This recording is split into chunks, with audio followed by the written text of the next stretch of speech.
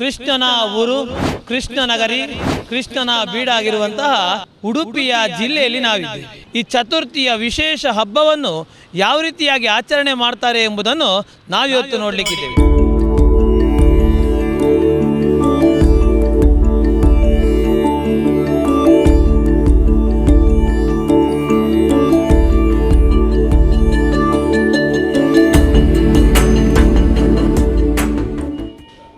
ಅಳುಪ ಅರಸರಾದಂತಹ ಮಯೂರವರ್ಮರು ಸುಮಾರು 8ನೇ ಶತಮಾನದಲ್ಲಿ ಮಹತೋಬಾರ ಸಿದ್ಧಿವಿನಾಯಕ ದೇವಸ್ಥಾನವನ್ನು ಉದ್ಯಾವರದಲ್ಲಿ ಅರ್ಚಕರ ಬಳಗದ ಮೂಲಕವಾಗಿ ಪ್ರತಿಷ್ಠಾಪನೆ ಮಾಡುವ ಮೂಲಕ ಉಡುಪಿ ಜಿಲ್ಲೆಯಲ್ಲಿ ಬಹಳ ಪ್ರಸಿದ್ಧವಾದಂತಹ ಮಹಾಗಣಪತಿ ದೇವಸ್ಥಾನ ಅಂತ ಹೇಳುವಂಥದ್ರಲ್ಲಿ ಹೆಗ್ಗಳಿಕೆ ಪಡ್ಕೊಂಡಿದೆ.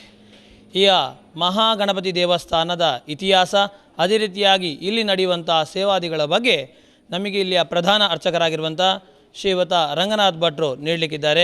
ಭಾಳ ಸಂತೋಷದಿಂದ ಕಾರ್ಯಕ್ರಮಕ್ಕೆ ಸ್ವಾಗತ. ಈ ಉದ್ಯಾವರ ಮಹಾಗಣಪತಿ ದೇವಸ್ಥಾನ 8ನೇ ಶತಮಾನದಲ್ಲಿ ಅಳುಪ ಅರಸರಾದಂಥ ಆ ಮಯೂರವರ್ಮ ಮಯೂರವರ್ಮ ಅರಸರ ಅರಮನೆಯ ದೇವಸ್ಥಾನ. ಈ ಉದ್ಯಾವರ ಇಡೀ ನಮ್ಮ ದಕ್ಷಿಣ ಕನ್ನಡ ಜಿಲ್ಲೆಯಲ್ಲಿ ಆಗಮುಕ್ತ ಪ್ರಧಾನ ಗಣಪತಿ ಆಗಿರುವಂಥ ದೇವಸ್ಥಾನ ಇದು ಮಾತ್ರ. ಆಗಮುಕ್ತ, ಆನೆಗುಡ್ಡೆಯಲ್ಲಿ ಆಗಮುಕ್ತ ಅಲ್ಲ, ಮತ್ತು ಹಟ್ಟಿಯಂಗಡಿಯಲ್ಲಿ ಬೇರೆ ದೇವರಿದ್ದಾರೆ. ಇಲ್ಲಿ ಇಲ್ಲಿ ಇಲ್ಲಿ ಇಲ್ಲಿ ಗಣಪತಿ ಮಾತ್ರ ಆಗಮುಕ್ತವಾಗಿ, ಮತ್ತು ಆನೆಗುಡ್ಡೆ ಆಗಮುಕ್ತ ಅಲ್ಲ ಅದು. ಇಲ್ಲಿ ಆಗಮುಕ್ತವಾಗಿ ಇರುವಂಥ ದೇವಸ್ಥಾನ ಉದ್ಯಾವರ ಸಿದ್ಧಿವಿನಾಯಕ ದೇವಸ್ಥಾನ ಮಾತ್ರ. ಮತ್ತೇನಂತ ಹೇಳಿದ್ರೆ ಈ ದೇವಸ್ಥಾನ ಈ ದೇವರನ್ನು ಈ ಟಿಪ್ಪುನ ಸಮಯದಲ್ಲಿ ಎಲ್ಲ ಇಲ್ಲಿ ಪರಿಸರ ದೇವಸ್ಥಾನದಲ್ಲಿ ಭಿನ್ನವನ್ನು ಮಾಡ್ಕೊಂಡು ಬಂದ್ದಾರೆ ಟಿಪ್ಪು. ಅದಕ್ಕೆ ಆಗ ಇಲ್ಲಿ ಅವರು ಏನು ಇದನ್ನು ಭಿನ್ನ ಮಾಡ್ತಾರೆ ಅಂತ ಈ ದೇವರನ್ನು ಹಿಡ್ಕೊಂಡೋಗಿ ಕಡೆಕಾರಕ್ಕೆ ಇಲ್ಲಿ 2 ಮೈಲ್ ದೂರದಲ್ಲಿ ಕಡೆಕಾರ ಅಂತ ಉಂಟು, ಅಲ್ಲಿ ಒಂದು ಕೆರೆ ಇದೆ. ಆ ಕೆರೆಯಲ್ಲಿ ಅಡಗಿಸಿಟ್ರು. ಕಡೆಗೆ ಏನಂದರೆ ಟಿಪ್ಪು ಸುಲ್ತಾನ್ ಮತ್ತು ಈ ಹಿಂದೂ ದೇವರನ್ನೆಲ್ಲ ನಂಬಲಿಕ್ಕೆ ಶುರು ಮಾಡಿದ್ದಾರೆ, ರಂಗನಾಥ ಸ್ವಾಮಿಯ ಇದಾದ ನಂತರ. ಆಗ ಎಲ್ಲ ಏನು ಮಾಡಿದ್ರೆ ಪುನಃ ಇಲ್ಲಿಗೆ ತರಲಿಕ್ಕೆ ಹೋಗುವಾಗ, ಅಲ್ಲಿಂದ ಇಲ್ಲಿಗೆ ತರಲಿಕ್ಕೆ ಹೋಗುವಾಗ ಅಲ್ಲಿ ಅವರು ಆಕ್ಷೇಪ ಮಾಡಿದರು, ಇಲ್ಲಿ ಕೊಡಲಿಕ್ಕೆ ಕೇಳಲಿಲ್ಲ. ಆಗೆಲ್ಲ ಒಂದು ಒಪ್ಪಂದ ಮಾಡಿ, ಯಾಕೆ ಅಂತ ಹೇಳಿದ್ರೆ ನಾವು ಪ್ರತಿ ವರ್ಷ ಸಹ ಅವಭೃತ ಅಂತ ಕೆರೆ ಉತ್ಸವದ ನಂತರ ಅವಭೃತ ಸ್ಥಾನಕ್ಕೆ ನಾವು ರಥದಲ್ಲೇ ನೀವು ಇಲ್ಲಿಗೆ ಬರ್ತೇವೆ, ನಿಮಗೆ ನೀವು ಈ ಊರಿಗೆ ಬೇರೆ ಉತ್ಸವ ಅಂತ ಏನಿಲ್ಲ, ಇದೇ ಉತ್ಸವ ಅಂತ ಅಲ್ಲಿ ಒಂದು ಒಪ್ಪಂದ ಆಗಿ ಈಗ ಸಹ ಇಲ್ಲಿದೆ ಈ ದೇವಸ್ಥಾನದ ಕೆರೆಗೆ ಬೇರೆ 2 ದೇವರ ಸ್ಥಾನಕ್ಕೆ ಬರ್ತಾರೆ ಅವೃತಕ್ಕೆ. ಆದರೆ ಇಲ್ಲಿ ದೇವರು ಈಗ ಸಹ ರಥದಲ್ಲಿ ಅಲ್ಲಿ ಹೋಗ್ತಾರೆ, ಅಲ್ಲಿಗೆ ಹೋಗೋದು. ಮತ್ತು ಅಲ್ಲಿ ಏನಂತ ಹೇಳಿದ್ರೆ ಒಂದು 8 ಗ್ರಾಮ ನಿಡಮೂರು ಮಾಗಣೆ ಅಂತ 8 ಗ್ರಾಮಕ್ಕೆ ಇದು ಅಧಿಪತಿ ದೇವರು, ಅಂದರೆ ಗ್ರಾಮಾಧಿಪತಿ ದೇವರು ಹೇಳ್ತಾರೆ. ಹಾಗೆ ಮಾಗಣ ದೇವರು. ಮತ್ತು ಅಲ್ಲಿ ಏನಾದರೂ ಒಂದು ಮದುವೆ ಅಥವಾ ಮುಂಜೆ ಏನಾಗೋದಾದ್ರೆ ಸಹ ಅವರು ಇಲ್ಲಿ ಒಂದೇ ಹಣ್ಣು ಕಾಯೆಲ್ಲ ಮಾಡ್ಕೊಂಡು ಹೋಗಬೇಕು. ಮತ್ತು ಏನಂತ ಹೇಳಿದ್ರೆ ಇದು ಒಂದು ಮಹಾತ್ವಪರ ದೇವಸ್ಥಾನ. ಈ ದೇವಸ್ಥಾನದಲ್ಲಿ ಆರೂಢ ಪ್ರಶ್ನೆ ಇಡುವಾಗ ಇದು ಲಕ್ಷ್ಮೀ ಗಣಪತಿ ಅಂದರೆ ಆರ್ಥಿಕ ಏನು ಈ ವ್ಯಾಪಾರ ಮಾಡಬೇಕಲ್ಲ ಇದ್ದರೆ ಈ ದೇವರನ್ನು ಪ್ರಾರ್ಥನೆ ಮಾಡಿದ್ರೆ ಅಭಿವೃದ್ಧಿ ಆಗ್ತದೆ. ಅಂದರೆ ಲಕ್ಷ್ಮೀ ಗಣಪತಿ ಅಂತ ಆರೂಢ ಪ್ರಶ್ನೆಯಲ್ಲಿ ಕಂಡು ಬಂದಿದೆ. ಮತ್ತು ಇಲ್ಲಿ ಏನು ವಿಶೇಷ ಅಂತ ಹೇಳಿದ್ರೆ ಇಲ್ಲಿ ನಿತ್ಯ ಬಲಿ ಆಗಬೇಕು. ಮತ್ತು 1 ತಿಂಗಳು ಧನುರ್ಮಾಸ ಪೂಜೆ, 1 ತಿಂಗಳು 12 ದಿವಸ ಪಶ್ಚಿಮ ಜಾಗರ ಪೂಜೆ, 1 ತಿಂಗಳು ಕಾರ್ತಿಕ ಮಾಸದಲ್ಲಿ ತುಳಸಿ ಪೂಜೆ, ಮತ್ತು ಸಿಂಹ ಮಾಸದಲ್ಲಿ 1 ತಿಂಗಳು ಸಿಂಹಮಾಸ ಪೂಜೆ ಇಲ್ಲಿ ಆಗ್ತಾ ಉಂಟು ಈಗ ಸಹ.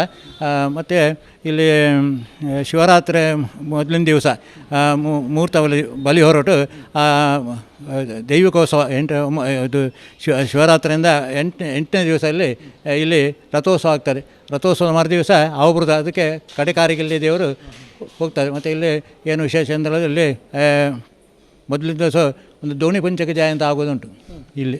ಇದು ದೋಣಿ ಪಂಚಕ ಜಾಯ ಸೇವೆ ಇಲ್ಲಿ ಬಹಳ ವಿಶೇಷ. ಮೊದಲಿಂದ ಸಹ ಇಲ್ಲಿ ಅದಕ್ಕೇನು ಜಾತಿ ಭೇದ ಇಲ್ಲದೆ ಎಲ್ಲರೂ ಅದರ ರುಚಿ ಅಷ್ಟು ರುಚಿ ಆಗ್ತಿತ್ತು ಆ ಪಂಚಕಜಾಯ. ಅದಕ್ಕೆ ಹಿಂದೂ ಮಾತುಗಳು ಮಾತ್ರ ಅಲ್ಲ, ಮುಸ್ಲಿಮರು, ಕ್ರಿಶ್ಚಿಯನ್ಸು ಎಲ್ಲರೂ ಸಹ ಒಂದು ಆ ರುಚಿಗೋಸ್ಕರ ಆ ಪಂಚಕಜಾಯನ್ನು ತಗೊಂಡು ಹೋಗೋದಾದರೆ ಅಲ್ಲವರೆಲ್ಲ ಇಲ್ಲಿಗ ಅದಕ್ಕೋಸ್ಕರ ಇದು ದೋಣಿ ಪಂಚಕಜಾಯ ವಾಡಗಣಪತಿ ಅಂತಲೇ ಇದು ಫೇಮಸ್, ಸ್ವಲ್ಪ ಪ್ರಸಿದ್ಧಿ. ಹಾಗೆ ಮತ್ತು ಏನಂತ ಹೇಳಿದ್ರೆ ಇಲ್ಲಿ ವಿಶೇಷ ಪಂಚಕಜಾಯ. ಮತ್ತು ಇಲ್ಲಿ ಮಾಗಣೆ ಅವರದೊಂದು ಪಂಚಕಜಾಯ ಆಗ್ತದೆ, ನಿಡಮೂರು ಮಾಗಣೆಯಿಂದ ಅದು ಹೆಸರು ವೇಳೆ ಪಂಚಕಜಾಯ. ಅದು ಸಹ ಅವರು ವರ್ಷಕ್ಕೊಂದು ಮಾಡ್ತಾರೆ. ಮತ್ತು ಇಲ್ಲಿ ಗಣಪತಿಗೆ ಅಪೂಪವಕ್ಷ ಮತ್ತು ಮಾಸವಕ್ಷ ಕಡುಬು ಸಹ ಮಾಡ್ತಾರೆ ಭಕ್ತಾದಿಗಳು. ಮತ್ತು ಭಕ್ತಾದಿಗಳಿಗೆ ಏನೊಂದು ಅಪೇಕ್ಷೆ ಇಟ್ಕೊಂಡು ಅಂದರೆ ಇಲ್ಲಿ ಈ ಇದಕ್ಕೆ ಹೆಚ್ಚಿನ ಅವರು ಶಿವಮೊಗ್ಗ ಜಿಲ್ಲೆಯಿಂದ ಹೆಚ್ಚಿನ ಭಕ್ತಾದಿಗಳು ಇಲ್ಲಿ ಬರ್ತಾರೆ. ಯಾಕಂದರೆ ಅವರ ಮನೋಭಿಷ್ಟಲ್ಲಿ ಹೆಚ್ಚಾಗಿ ನೆರವೇರಿದೆ. ಬೆಂಗಳೂರು ಶಿವಮೊಗ್ಗದವ್ರು ಹೆಚ್ಚು ಇಲ್ಲಿಯ ಭಕ್ತರು ಎಲ್ಲರೂ ಅವರ ಅಭೀಷ್ಟ ಎಲ್ಲ ಜಾಸ್ತಿ ನೆರವೇರಿದೆ. ಇಲ್ಲಿ ಅವರ ಬೇಡದೆಲ್ಲ ಇಲ್ಲಿ ಆಗಿದೆ. ಮತ್ತು ಏನಂದರೆ ಅದಕ್ಕಿಂತ ಇಲ್ಲಿ ಲಕ್ಷ್ಮೀ ಗಣಪತಿ ಅಂತ ಹೇಳ್ತಾರೆ. ಮತ್ತು ನಮ್ಮ ಇಲ್ಲಿ ಇವತ್ತಿನ ದಿವಸದಲ್ಲಿ ಏನಂದರೆ ಗಣೇಶ ಚತುರ್ಥಿಗೆ ಇಲ್ಲಿ ಬೆಳಗ್ಗೆ ಒಂದು 108 ಕಾಯ್ದು ಗಣೋಮ, ಮತ್ತು ಈಗ 1121 ಕಾಯ್ದು ಮುಡು ಗಣಪತಿ ಸೇವೆ. ಹಾಗೆ ಸಾಯಂಕಾಲ ಹೊತ್ತಲ್ಲಿ ಪುನಃ ಒಂದು ದೇವರಿಗೆ ಪೂಜೆ ಆಗಿ ಒಂದು ವಿಮಾನೋತ್ಸವ ಆಗ್ತದೆ. ಎಲ್ಲ ನಡೀತಾ ಉಂಟು. ಇಲ್ಲಿ ಭಕ್ತರೆಲ್ಲ ತುಂಬ ಜನ ಬರ್ತಾ ಇದ್ದಾರೆ. ಆ ಭಕ್ತರ ಎಲ್ಲ ಅಭೀಷ್ಟ ಇಲ್ಲಿ ಬಂದಾಗ ನೆರವೇರಿದೆ. ಭಾಳ ಸಂತೋಷ ಆಯಿತು. ಉತ್ತಮವಾದಂತಹ ಈ ಒಂದು ಕ್ಷೇತ್ರದ ಬಗ್ಗೆ, ಅದೇ ರೀತಿಯಾಗಿ ಚತುರ್ಥಿಯ ವಿಶೇಷ ಸಮಯದಲ್ಲಿ ಏನೆಲ್ಲ ನಡೀತದೆ, ಭಕ್ತಾದಿಗಳಿಗೆ ಹೇಗೆಲ್ಲ ಅನುಗ್ರಹ ಆಗ್ತದೆ ಅಂತ ಹೇಳುವ ಮಾಹಿತಿಯನ್ನು ನೀಡಿದ್ರಿ. ಸಂತೋಷ ಆಯಿತು. ಧನ್ಯವಾದಗಳು.